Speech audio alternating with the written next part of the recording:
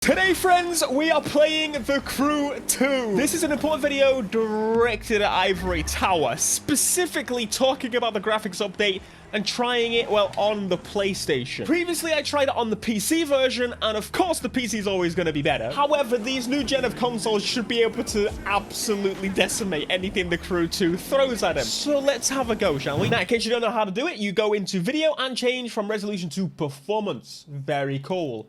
Back out, and oh my god. Oh my, right. I'm not one to really complain about visual fidelity. The Crew 2 has never, like, looked incredible compared to basically everything. It's acceptable because, as you know, the map is the whole stinking USA. It's not the whole USA, but it's a big portion of it. I'm not one to complain about graphics in the slightest, but this is absolutely horrendous. You can't really appreciate it until you watch this video in the full resolution, but genuine, it just looks disgraceful. Look at this the grass is fuzzing. Look at the stutter. It's so odd. Now, I'm a 60 FPS person. I don't even sit here and try and be like, oh, I don't know if there's much difference.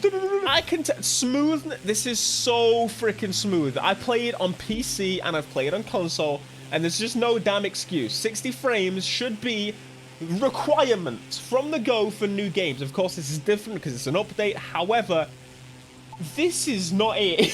It genuinely looks worse than a compressed Twitter video. It looks worse than streaming something at 480p on YouTube.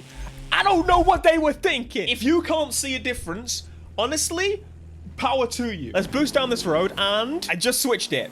You can see the frame rate like halves. You can definitely tell it's a lot more stuttery is what it looks like if you don't really know. But it looks bearable again. It looks like The Crew has kind of always looked. A little bit different because the colors are slightly different now. Just, this is surprising to me considering with The Crew. Back with The Crew when they did our graphics of that kind of whole overhaul of the visuals. This was given to us by Ubisoft. They have provided an update and they said they can significantly increase the resolution in the future. Great step. But apparently there's actually a problem with the game, and that's why it doesn't look so good. So I'm actually going to try and do this fix. Go back to video, go to performance. Again, this is not... This is...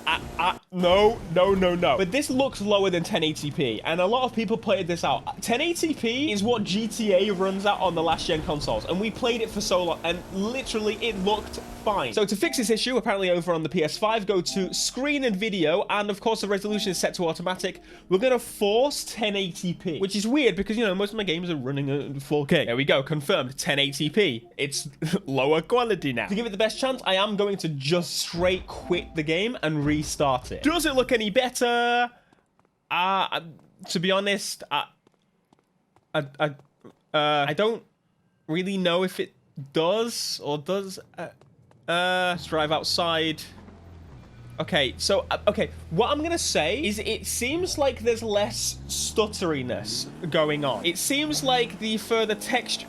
I was gonna say the further textures are loading better. Not the furthest distance, they're not loading better, but... Oh my god. Yeah, I'm not too sure, to be honest. I'm not sure if that really helps massively. It's helped some. I will 100%. That's definitely helped some. But I still don't think this is acceptable in this day and age when most of the games that have this upgrade, so it's a kind of different because normally games will get like an actual PS5 or Xbox One X version. This game didn't. This is still the original console version. The difference here is that essentially this is a little bit more like Hot Pursuit Remastered. In case you didn't know, on that game, they obviously the resolution, of course, is an older game. What they did is unlocked the frame rate, and that pretty much allowed the game to run a little bit faster than it would have on the last generation console. I wonder if there's any limitations in doing that. I wonder if that's the thing. Do they need to release a proper version of the game for it to make full use of the platforms? But if you want to play on the higher frame rates, I would probably recommend doing this. I wonder if I now just switch back and bring it back to automatic. But I can't believe it genuinely looks like 720p or something previously. Back into the game, and yeah, I don't know, to be honest.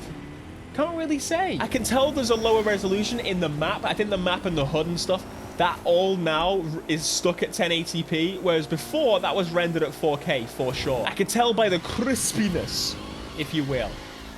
By the way, this car's sick. I think it's weird to almost say, coming from me, that I kind of want to stick with the 30 frames a second option right now.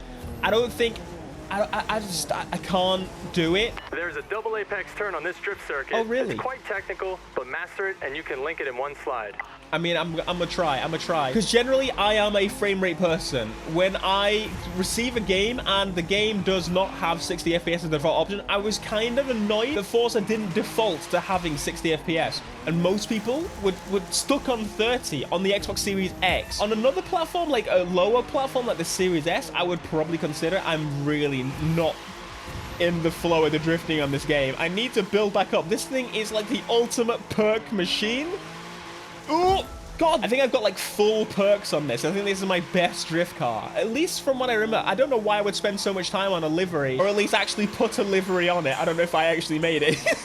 Except if I was properly maxing this thing out. That's when I was properly hooked at that drift event. Oh my goodness. But it is something they're working on, and of course I wanted to let you guys know as well if there's a workaround, and I think the workaround does help a little bit. There's always jaggies in this resolution mode here, which is always the case. However, it doesn't look anywhere near as bad as the new performance mode, which I'm just a little bit disappointed, to be honest, considering these people literally redid their game visuals back in the past.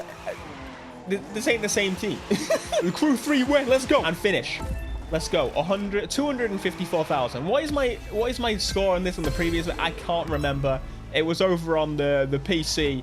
So now we're giving it a go on console. Got some practicing to do, but I'm gonna smash this event. Watch me, watch me. Like, I really enjoy the new tracks, and I would just adore to be able to play this at a smoother frame rate. There's no other way to say it. I'm always really vocal about issues I have with games, and of course this is no exception. It needs to be said. Just like I ruined the Crew when I asked for more of a grind. Everyone was very upset with me, but I don't think anyone's going to be upset about this one. Don't worry. I think we all unanimously agree that we just kind of want a PS5 version at this point. Just yeah, may as well. Just do it. Go on. So I guess the question for you guys then is, are you sticking with the normal, the standard, and keeping the visual mode on, or are you kind of sticking, you're just bearing with it, you're accepting the 480p resolution, the performance mode, because you want that smoothness? And to be honest, I can't blame anyone either way. And then you've got the people over on PC that are like, haha, peasants,